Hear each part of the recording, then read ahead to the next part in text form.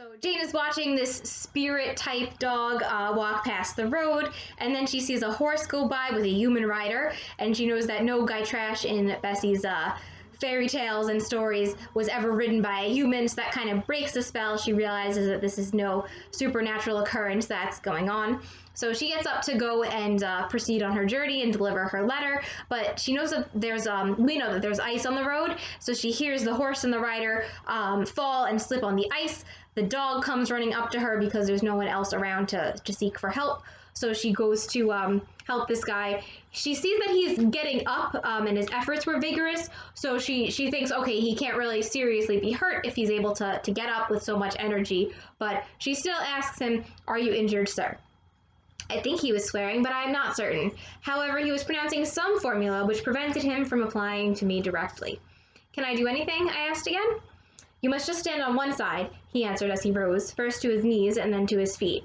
I did, whereupon began a heaving, stamping, clattering process, accompanied by a barking and baying which removed me effectually some yards' distance. But I would not be driven quite away till I saw the event. This was finally fortunate. The horse was re-established, and the dog was silenced with a down pilot. The traveler, now stooping, felt his foot and leg, as if trying whether they were sound. Apparently something ailed them, for he halted to the stile whence I had just risen, and sat down. I was in the mood for being useful, or at least officious, I think, for I now drew near him again. "If you are hurt and want help, sir, I can fetch someone either from Thornfield Hall or from Hay." "Thank you, I shall do. I have no broken bones, only a sprain." And again he stood up and tried his foot, but the result extorted an involuntary ugh. Something of daylight still lingered, and the moon was waxing bright. I could see him plainly. His figure was enveloped in a riding cloak, fur-collared and steel-clasped.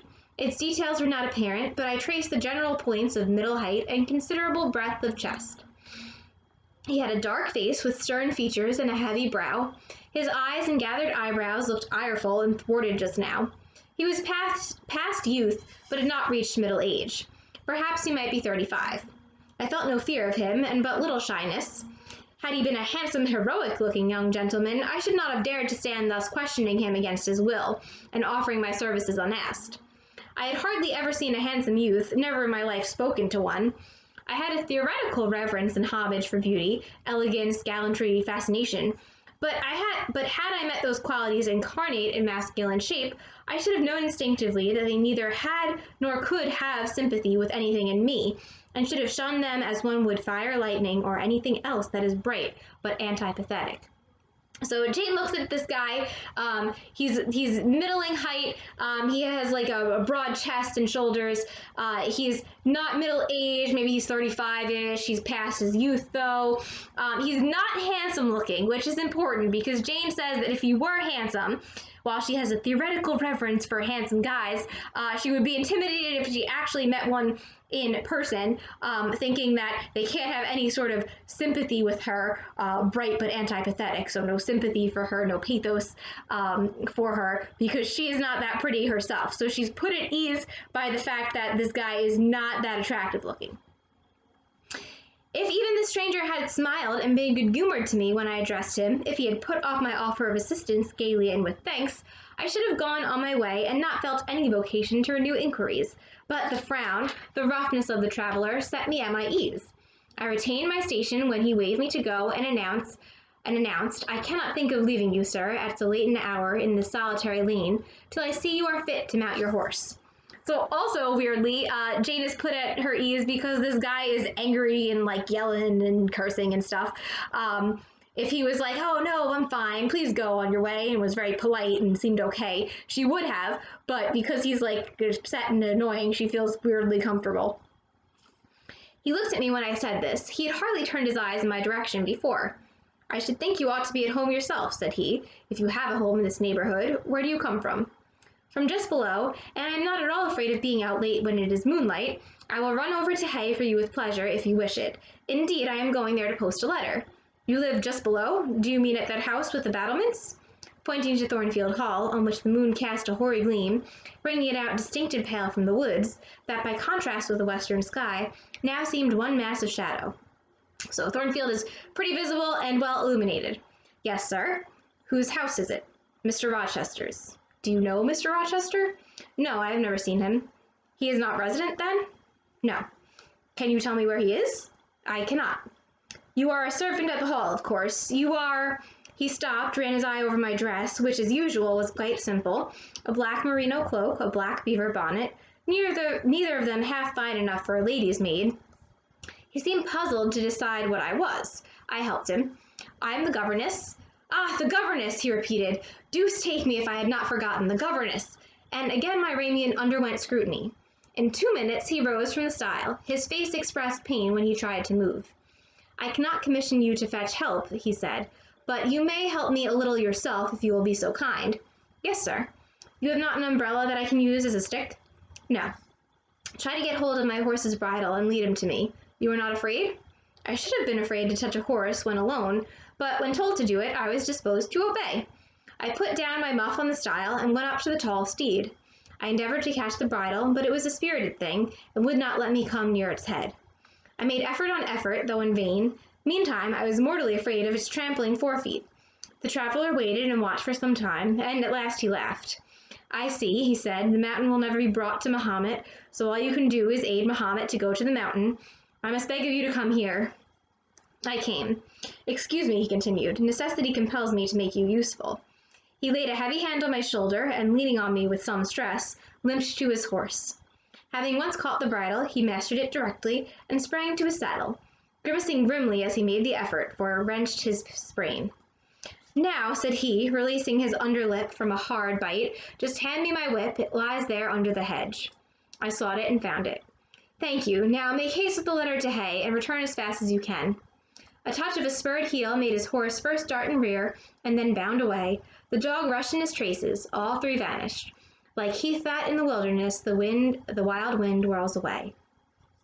I took up my muff and walked on. So Jane helps this guy get back to his horse. He's got some sort of a leg, ankle sprain going on. She helps him limp over to the horse and kind of sends him on his way. The incident had occurred and was gone for me. It was an incident of no moment, no romance, no interest in the sense, yet it marked with change one single hour of a monotonous life. My help had been needed and claimed. I had given it. I was pleased to have done something, trivial, transitory though the deed was. It was yet an active thing, and I was weary of an existence all passive. The new face, too, was like a new picture introduced to the gallery of memory, and it was dissimilar to all the others hanging there. Firstly, because it was masculine, and secondly, because it was dark, strong, and stern. I had it still before me when I entered Hay and slipped the letter into the post office. I saw it as I first walked downhill all the way home. I saw it as I walked fast downhill all the way home. When I came to the stile, I stopped a minute, looked round, and listened, with an idea that a horse's hoofs might ring on the causeway again, and that a rider in a cloak and a Gytrash-like Newfoundland dog might be again apparent. I saw only the hedge and a pollard willow before me, rising up still and straight to meet the moonbeams. I heard only the faintest waft of wind roaming fitful among the trees round Thornfield, a mile distant. And when I glanced down in the direction of the murmur, my eye, traversing the hall front, caught a light kindling in a window. It reminded me that I was late, and I hurried on. So Jane doesn't really think that this is a remarkable event of any sort, not really too interesting of an occurrence, but she felt useful and was able to help someone, and it kind of changed up what she was going through, and this guy was a new face in her life. She has been working at Lowood, which is an all-girls school, for a very long time. At Thornfield, it's Mrs. Fairfax, there's John, who does the carriage, Leah, Adele, Sophie, so there's really not many men in her life, so interesting event, whatever. I did not like re-entering Thornfield. To pass its threshold was to return to stagnation, to cross the silent hall, to ascend the darksome staircase, to seek my own lonely little room, and then to meet tranquil Mrs. Fairfax and spend the long winter evening with her, and only her, was to quell wholly the faint excitement wakened by my walk, to slip again over my faculties the viewless fetters of an uniform and too still existence, of an existence whose very privileges of security and ease I was becoming incapable of appreciating. What good it would have done me at that time to have been tossed in the storms of an uncertain, struggling life, and to have been taught by rough and bitter experience to long for the calm amidst which I now repined. Yes, just as much good as it would do a man tired of sitting still in a too-easy chair to take a long walk. And just as natural was the wish to stir under my circumstances, as it would be under his. So Jane is very content at Thornfield and very happy, but now she knows she's going to spend the rest of the evening with Mrs. Fairfax just hanging out, and it's kind of a quiet, boring existence, and doing that will kind of erase all of the excitement of helping this guy up onto his horse. So she's a little bit disappointed as she heads home. I lingered at the gates. I lingered on the lawn. I paced backwards and forwards on the pavement. The shutters of the glass door were closed. I could not see into the interior, and both my eyes and spirit seemed drawn from the gloomy house, from the gray hollow filled with rayless cells, as it appeared to me, to that sky expanded before me, a blue sea absolved from taint of cloud, the moon ascending it in solemn march, her orbs seeming to look up as she left the hilltops from behind which she had come, far and farther below her, and aspired to the zenith, midnight dark at its fathomless depth and measureless distance. And for those trembling stars that followed her course, they made my heart tremble, my veins glow when I viewed them. Little things recall us to earth. The clock struck in the hall. That sufficed. I turned from moon and stars, opened a side door, and went in. So Jane just kind of takes in the moon and the stars and the night and, appreciates that beauty of nature, hears the clock chime, and then goes back into Thornfield. The hall was not dark, nor yet was it lit, only by the high-hung bronze lamp. A warm glow suffused both it and the lower steps of the oak staircase. This ruddy shine issued from the great dining room, whose two-leaved door stood open, and showed a genial fire in the grate, glancing on marble hearth and brass fire irons, and revealing purple draperies and polished furniture in the most pleasant radiance. It revealed, too, a group near the mantelpiece. I had scarcely caught it and scarcely become aware of a cheerful mingling of voices, amongst which I seemed to distinguish the tones of Adele when the door closed. So Jane sees a fire and hears voices talking, including Adele's. I hastened to Mrs. Fairfax's room. There was a fire there too, but no candle, and no Mrs. Fairfax.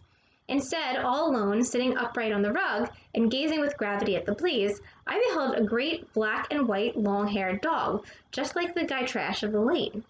It was so like it that I went forward and said, "Pilot," and the thing got up and came to me and snuffed me. I caressed him, and he wagged his great tail, but he looked an eerie creature to be alone with, and I could not tell whence he had come. I rang the bell, for I wanted a candle, and I wanted, too, to get an account of this visitant. Leah entered. "What dog is this?" "He came with master." "With whom?" "With master, Mr. Rochester. He has just arrived." "Indeed, and is Mrs. Fairfax with him?" "Yes, and Miss Adele, they are in the dining room, and John is gone for a surgeon, for master has had an accident. His horse fell, and his ankle is sprained." "Did the horse fall in Hay Lane?" "Yes, coming downhill. It slipped on some ice." "Ah, bring me a candle, will you, Leah?" Leah brought it. She entered, followed by Mrs. Fairfax, who repeated the news, adding that Mr. Carter, the surgeon, was come, and was now with Mr. Rochester. Then she hurried out to give orders about tea, and I went upstairs to take off my things.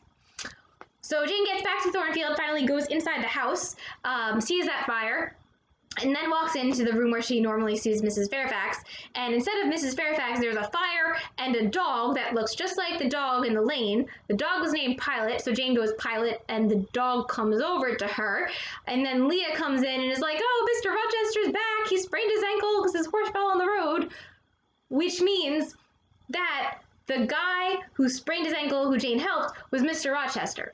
Which is weird because not once then did Mr. Rochester say, "I am Mr. Rochester." Instead, he was like, "Oh, where are you from? Are you from Thornfield Hall?" And then she's like, yeah. And he's like, "Oh, do you know Mr. Rochester?" And she's like, "No." And not once does he say, "Oh, by the way, I am Mr. Rochester. Nice to meet you," or anything like that. Don't worry, this is not the strangest thing this character does in this book. So that is chapter 12 of Jane Eyre, and it's also the chapter depicted on my shirt.